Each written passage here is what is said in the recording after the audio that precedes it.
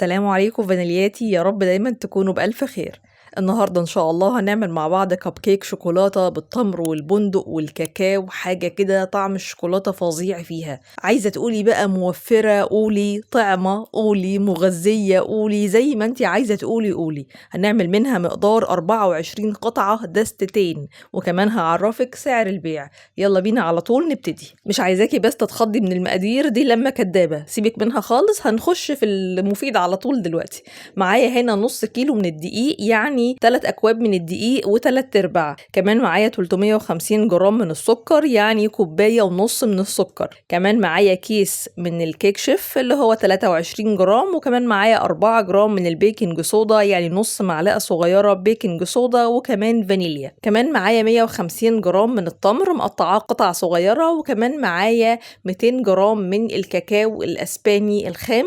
كمان معايا 400 جرام من المية، يعني كوبايتين.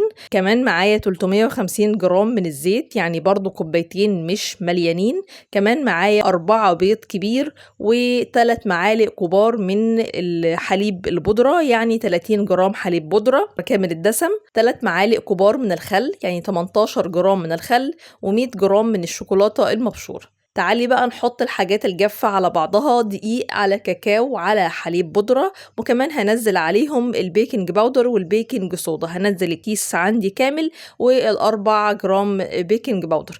هقلب الكلام ده على بعضه واركنه على جنب. تعالي بقى نشوف المقادير السايلة معايا. هنزل 4 بيض، عليهم السكر وكمان الفانيلا.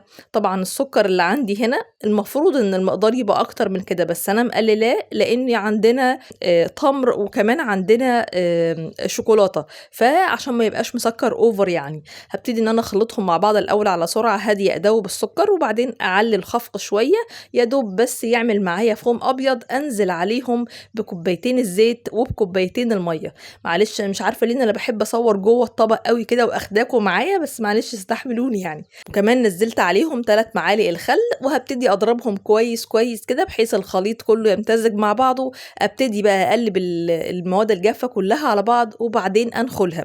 الدقيق اللي معايا دقيق متعدد الاغراض. لما بنخل بحاول ان انا ارفع ايدي بالمنخل فوق شوية، لان كل ما برفع ايدي كل ما بيدخل هواء فبيخرج الرطوبة من الدقيق والكاكاو، فبالتالي بيديني كيك هش.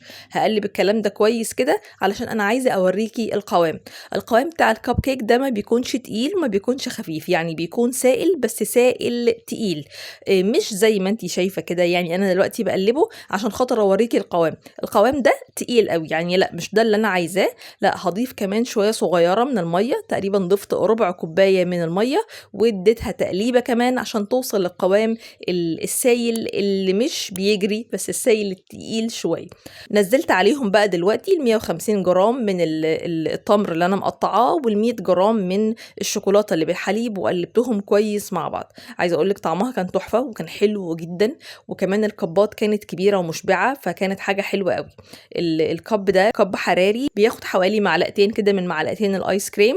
انا بحطه لغاية التلتين وبسيبه بقى ما شاء الله ينتفخ بقى في الفرن ويعلى معايا. يا دوب بس هزينه كده بشوية من الشوكولاتة واسيبه يعيش حياته في الفرن على درجة حرارة 180. بياخد حوالي تلت ساعة، بيطلع قمر كده ما شاء الله، منتفخ وشكله تحفة وكريمي جدا، وطعم الشوكولاتة والتمر فيه باينين.